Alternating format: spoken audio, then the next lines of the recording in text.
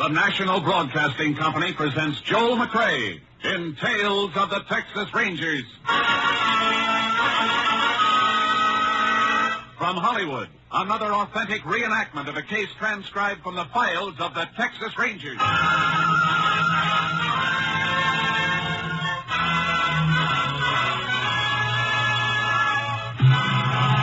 of the Texas Rangers, starring Joel McCrea as Ranger Jace Pearson. Texas, more than 260,000 square miles, and 50 men who make up the most famous and oldest law enforcement body in North America.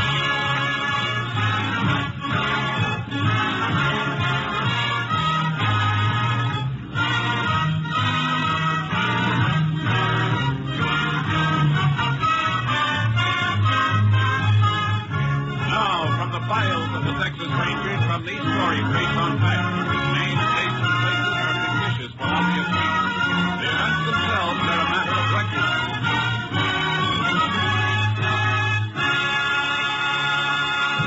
Case for tonight, Play for Keats.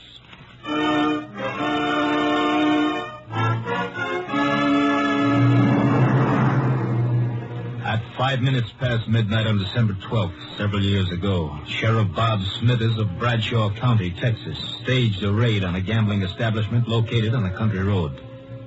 But there were no patrons in the house, and the sheriff's face grew dark red as he and the local constable failed to find any evidence. Nothing in the upstairs room either, Sheriff. You're sure of that, huh, Jim? Not even a deck of cards. See, Sheriff, like I told you, I quit the racket. Yet this is the fourth time this year you rousted me out of bed. I know you're operating, Walton, and I'm going to get you for it. You're not going to milk the citizens of this county, not while I'm sheriff. Look, Sheriff, this happens to be my house. Warrant or no warrant, you finish your business here. How about getting out? I guess we might as well go, Sheriff. No, Jim. We're going to stay a minute. I want to talk to Walton. And you. About what? I was sure of this raid tonight, Jim. Dead sure. Just like I've been sure the last 3 times, because only you and me ever knew about them. I didn't tell nobody but you, Jim. You, the constable. Sounds like he's accusing you of tipping me off, Dunn. I know he tipped you, Walton. You better watch what you're saying, Bob. All that talk about law and order and wanting to uphold them. Let me see your wallet, Jim. Take it out and let me see it. Now, wait a minute, Sheriff. You shut up. Come on, Jim. I want to see if you're carrying the kind of money an honest man gets for being a peace officer. What I carry on me is my own business. Why, you cheap two-bit snake. Nothing cheap about a few hundred once in a while. Be smart, Sheriff.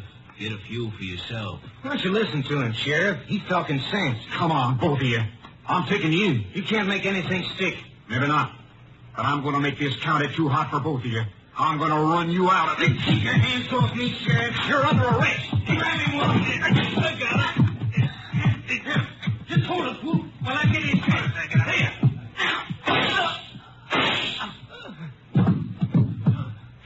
Then you killed him.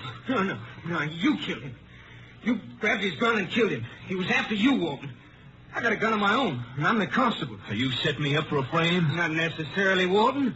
It's up to you. His body could be moved out of here. What's your play?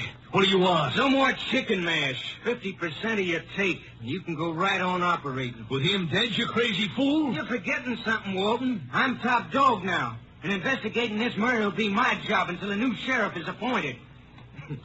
But I don't think I'm going to be able to solve it.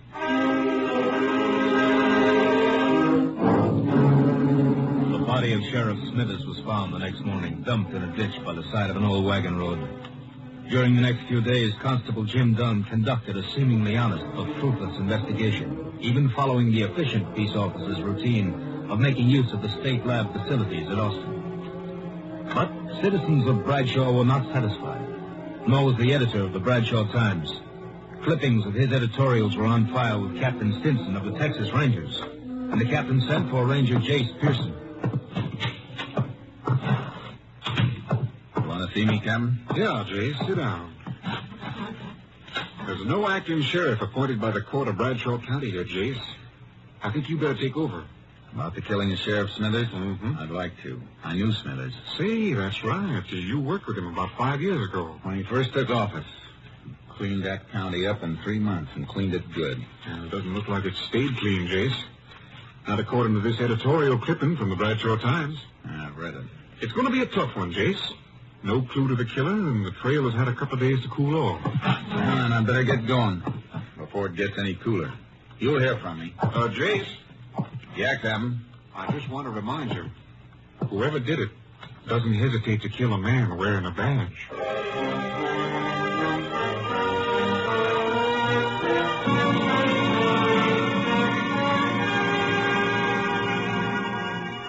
I reached Bradshaw in the early morning. The town was waking up, and the Bradshaw Times was turning out its bi-weekly edition. I went in to see the editor, Frank Carlin. So you read my editorials, huh? Well, I'm glad to know somebody's reading. You got readers, all right. People been clipping them out and mailing them into our headquarters. Yeah, I guess there's always a handful of people to hold out. Wonder what the world would do without them. Everybody was so burned the day of the killing. Then in 48 hours, they want to forget it. Well, it's always that way. How about the constable, Jim Dunn? Oh, he's all right, I guess. But he's only been constable for a year. He just doesn't have the experience. It'll take the court a couple more days to decide on a new sheriff. I better knock out a story on your Rangers coming in. Might wake the people up again. I'd rather you didn't, Mr. Carlin. I'll be around, and they'll know soon enough. I see what you mean. Want me to lay off the editorials for a while? If you don't mind. You know, the sheriff and I are on different sides of the fence politically, but he was an honest man, and I liked him. I got a headline back there, all set and gathering dust. It says, Sheriff's Killer Caught. Ranger, give me a chance to use it.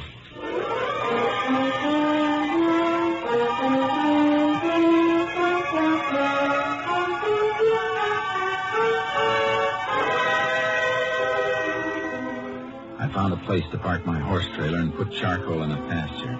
Then I headed for the constable's office and met Constable Jim Dunn. Here are all the reports of my investigations, Ranger. You think I haven't done a good job, maybe those will change their mind. I even checked ballistics with the Austin lab. My being here isn't a criticism of you, Mr. Dunn. I'm here because I was sent until a new sheriff is appointed and to give you help. I've done everything possible.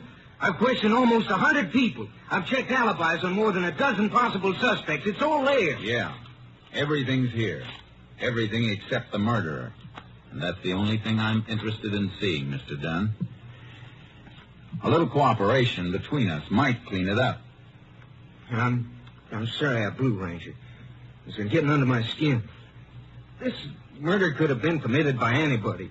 Some bum from a hobo jungle, some drunk, anybody. We can't arrest anybody.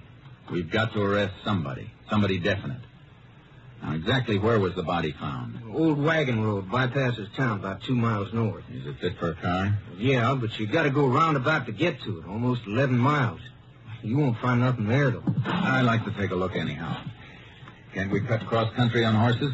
Yeah, shorter, if you want it. I want to. My horse is in a pasture. I'll meet you at the edge of town in 5 minutes.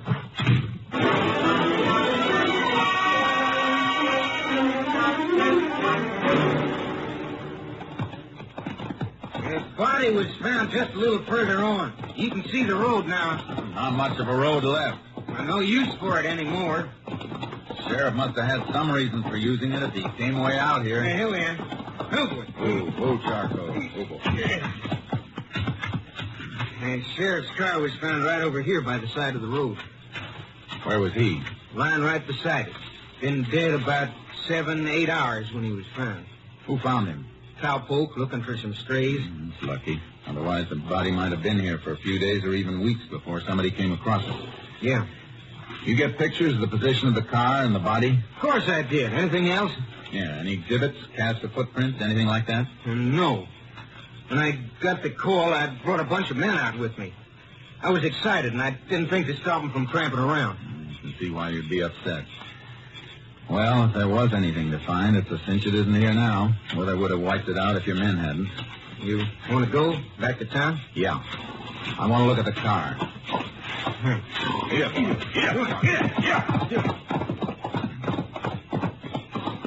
How about the exhibits from the sheriff's body?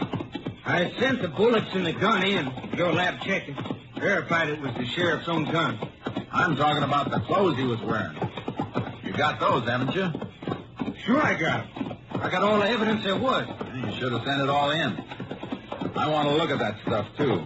Well, let's step it up. Come on, Charlie. Yeah, you're up.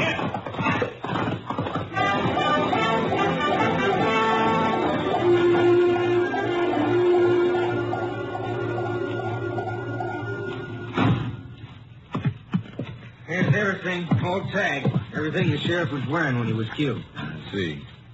Is this the shirt he was wearing? You see the blood and bullet holes, don't you? Yeah. How come your lab didn't find any prints on the gun when I sent it in? Didn't even have the sheriff's own prints. It was wiped clean. Well, this is kind of odd. What? Well, the sheriff was shot twice, and they dug one slug out of him. The other one passed clean through. Yeah, according to the coroner's report, one slug hit his collarbone. That stopped it. Yeah, that's what I mean. The course of the bullets. Both shots fired into the left side, just above the kidney. But the one that came through came out the right side of his shirt collar here, right through his neck. What about it? It's a funny course for a bullet to take, unless the man who fired the gun was lying down and fired up at the sheriff. Yeah, that's what I figured, too. They must have had a fight for the gun. He got it, but the sheriff knocked him down and... No, that isn't the way it happened. How do you know? Because the sheriff wouldn't half turn his back on a man who'd just taken his gun. Besides, the powder burns show the gun was being held right against the shirt when it was fired. What do you think happened then? The sheriff must have been in some position where he was bent over forward, which he wouldn't be unless somebody was holding him in that position. Here, stand in front of me for a minute. Now, you're back toward me. What are you going to do? Slip one hand under your arms and then up behind your head in a half Nelson and twist your other arm behind you in an arm lock. And bend you over forward like this. The sheriff was held like I'm holding you now.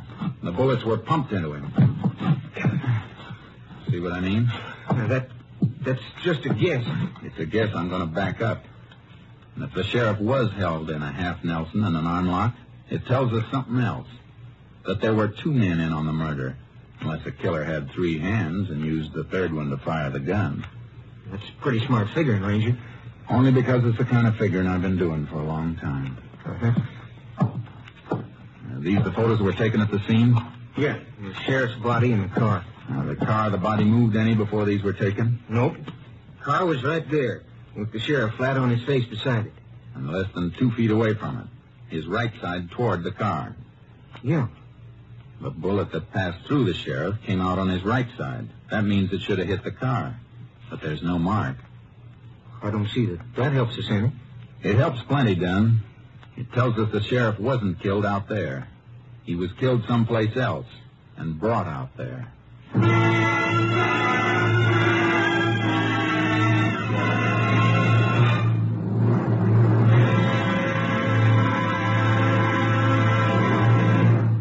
In just a moment, we will continue with Tales of the Texas Rangers, starring Joel McCrea as Ranger Jace Pearson.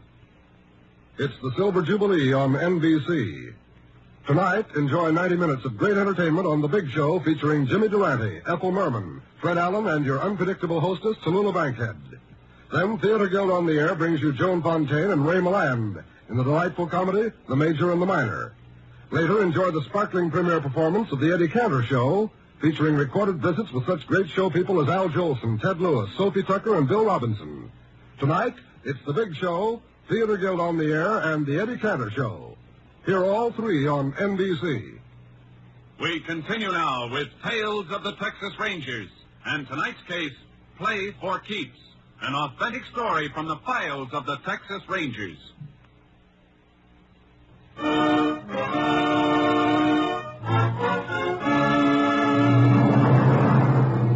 I knew that Sheriff Smithers had been killed by two men, and that his body had been moved after the killing, but it wasn't nearly enough. It was evening before I figured out my next move, a move I didn't like to make.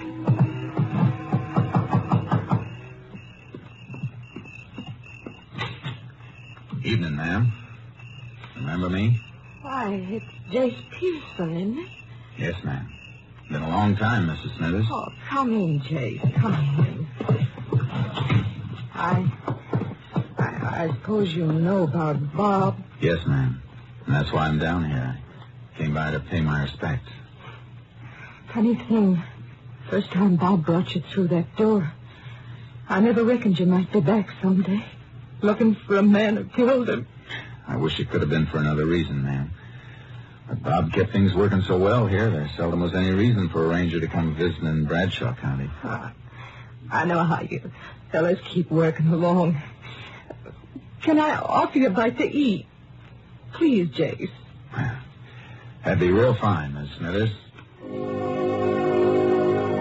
I knew it might help her and me if she could keep a little busy with her hands doing woman things in the kitchen. And I tried to eat, but kept remembering the man who'd sat across this same table from me 5 years before. Big, honest, stubborn, and unafraid. It's mighty nice of you to stop by, Jace. Bob would have been happy to see you sitting here again. He always said a man with a good appetite was right with the world. Ma'am, I guess Jim Dunn has already asked you, but do you have any ideas about who might have killed Bob? Oh, no. Everything went so well for a few years. All I know is that last year or so, Bob was upset about gambling. He after anybody in particular? A man named Walton, Lou Walton, has a big house on the South Road out of town. Bob always says it was a gambling house, but he could never catch Walton. You mean you raided the place? A couple of times. Last time was the night he was killed. Dunn didn't tell me about that. Bob was killed after he left there. Walton's, I mean. Dunn said they didn't find anything, so Bob started back for town. But he never got home. Mrs. Smithers, I have to ask a favor. A favor I don't like to ask. I want to help Jace every way I can. I want your permission to have Bob's body exhumed for further examination. Is it necessary? I'm not satisfied with the examination that was made here. All right, Jace. I'd like to have a more thorough examination made for headquarters. I'm sending them the clothes Bob was wearing for lab check, and I don't want anybody to know about it for now. All right. You're going to get him, aren't you, Jace? I'm going to try awful hard, ma'am.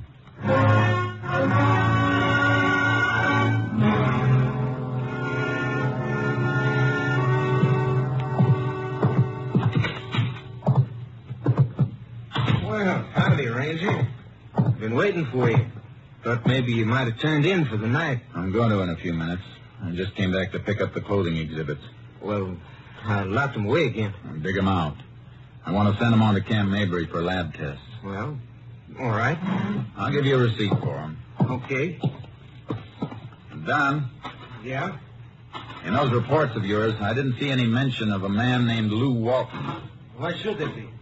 I understand that Walton's a gambler and that you helped Smithers raid his place the night Smithers was killed. Now, here are the exhibits. You're thinking way out of line on Walton. His alibi's airtight. According to who? According to me, I was with him all night after Smithers left the place. You didn't come back to town with the sheriff? No, I stayed at Walton's. Why? Because the sheriff asked me to stay there. We didn't find anything, but the sheriff figured if I hung around, somebody might show up or call up looking for a game. And I'd be able to get him some evidence in. Anything else you want to know? No. I guess that lets Walton out. I'll take these things. Sure, go ahead. See you tomorrow, Don.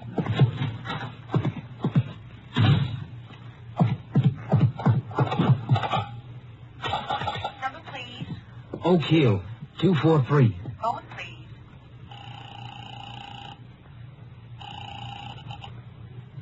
Hello? Walton, done. Now get those people out and shut down. Why? What's wrong? That ranger's too smart. I tried to make things look good for myself, and, well, I guess I made him look too good. How much does he know? All he's going to know. And you just close down and stand pat until he wears himself out.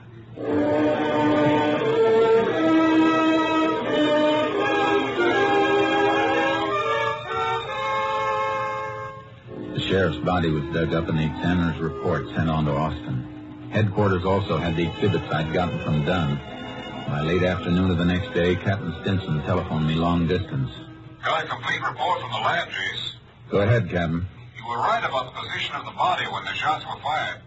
Autopsy report shows the organs were pierced in a manner that'd be possible only if the sheriff were bent over forward. Good. Anything else? Yeah. That shirt you sent up. Lad thinks Smithers was killed indoors. Why? Some lint stuck to the blood and held when it dried. Analysis indicates it comes from a fabric used in expensive carpeting. Violet color. Thanks, Captain. That may be enough to wind this up.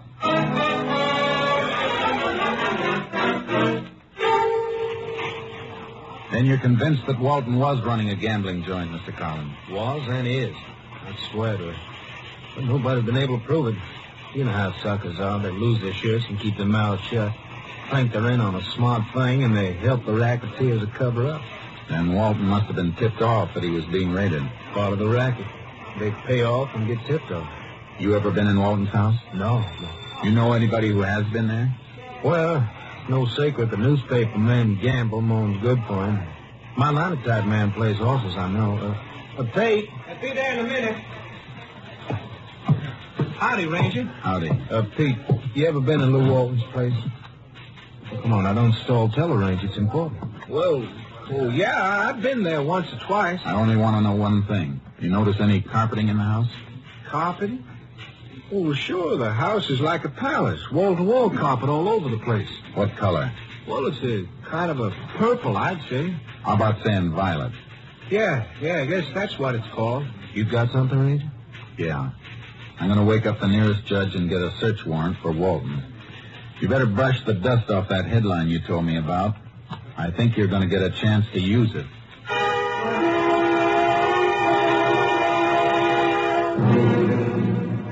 I was wondering when you get around to me, Ranger. Seems like everybody who wears a badge just loves to poke his nose into my life. I wouldn't worry about your nose, Walton. If you want to be smart, watch out for your mouth. I didn't mean anything, Ranger. Just that a man ought to have a little privacy. And you love the death cells at Huntsville. They're real private. Well, I always cooperated. The constable, Jim Dunn, he'll tell you that. I bet he would. Nice carpeting you got here. I like the color. Yeah, let me get you a drink or something, Ranger. All good stuff. I don't have anything but the best. You know the old saying, the best is none too good. Walton, there's been a strong cleaning fluid used on a piece of this rug, and one spot faded just a little. Well, I spilled some wine. I had a party one night. The night the Sheriff Smithers was here last? No, before that. Oh, that's right. I forgot. Nobody was here the night Smithers came. No, nobody. The constable, he stayed. Stayed most of the night after the sheriff left. Yeah, so he told me. Let me show you the rest of the house. Upstairs. No, thanks. I just want to look at the walls in this room. Sure pretty. You know, at Huntsville, they don't have pretty walls like these. Just cold concrete and steel bars. What do you keep talking about Huntsville? I'll tell you, since I stand up on this chair and rip off this new piece of wallpaper. Don't. They have no right to. Just looking for this small bullet hole, papered over. Of course, you know that one bullet went right through the sheriff. The hole was repapered because a heavy picture fell. The nail made the hole. 38 caliber nail? I have this rug ripped up and sent to my lab, Walton. No cleaning fluid made will wipe out all of a blood trace. Even a drop is enough to hang you. I didn't do it, I tell you. Dunn shot him. Huh? It was Dunn. Dunn shot him. Hold your wrists out. You'll never get those on me.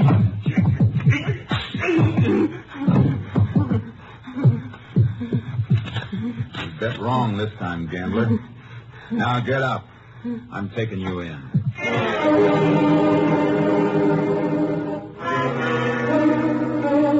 I took him through town to the county jail. I walked over to the constable's office, but Dunn wasn't there. I had to find him quick before he knew I had Walton. I headed back for the jail, and as I turned into the street, I saw something move in the shadows. There was another car, not far from mine, the constable's car, and Dunn was getting into it. Dunn, wait a minute! Hold it! Get out of the way, people! Get back, please!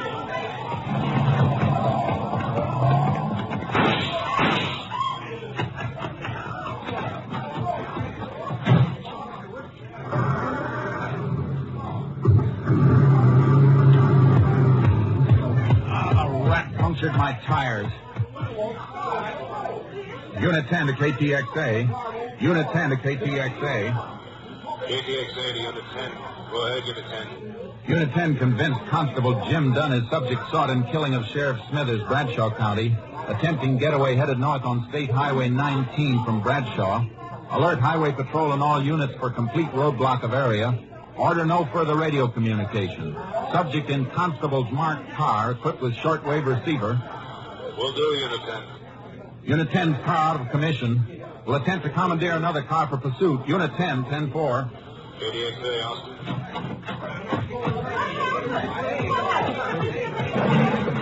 Step out of the way, please. Please. Step back. Come on, Charcoal. Let's hope Dunn heard that call. Come on. Get up. Get up. Come on. Get up.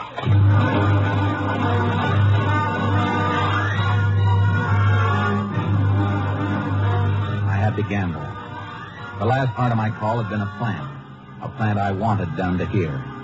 He'd know he couldn't get more than 15 or 20 miles before he was blocked unless he took some back road. And I'd seen him take a north turn out of town toward the wagon road he dumped the sheriff's body on. It was 11 miles for him by car, 2 miles cross-country for me. I raked charcoal all the way, reached the road, and rope dragged a couple of dead logs across it. We finished just in time. I heard the whine of a car coming over the rise in the rough road as the first glimmer of the headlights stabbed the darkness. I tied charcoal back in the trees and dropped in the brush to wait. It's the end of the road, Don. Don't try backing up. Now you haven't got any tires. I'm giving you a chance to surrender, Don. You keep your chances, Ranger. You missed, Don. Now I'm coming around the car to get you. You want to shoot it out? Let's go. No. Wait a minute. No, Ranger. You don't shoot. Don't shoot. Look, I'll drop my gun. Here, see? I ain't armed. Come here. I ain't armed. Neither was Smithers when you lifted his gun and killed him with it. Good thing for Texas all constables aren't like you. Come on. Walton's waiting for you at the jail. Looks like you'll be partners again at Huntsville.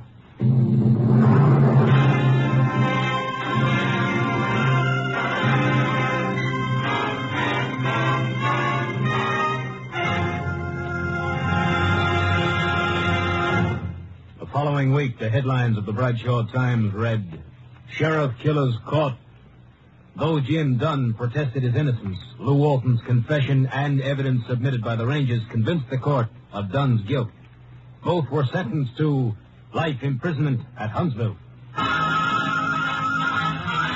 Next week, Joel McRae in another authentic reenactment of a case from the files of the Texas Rangers. Joel McRae is currently seen starring in the Universal International Technicolor production, Cattle Drive. The cast included Tony Barrett, Tom Holland, Byron Kane, Peter Leeds, and Gene Bates. Technical advisor was Captain M.T. Lone Wolf Gonzalez of the Texas Rangers. This story was transcribed and adapted by Joel Murcott, and the program was produced and directed by Stacy Keach. Hal Gibney speaking. Next, it's The Big Show. All this and Tallulah Bankhead, too, on NBC.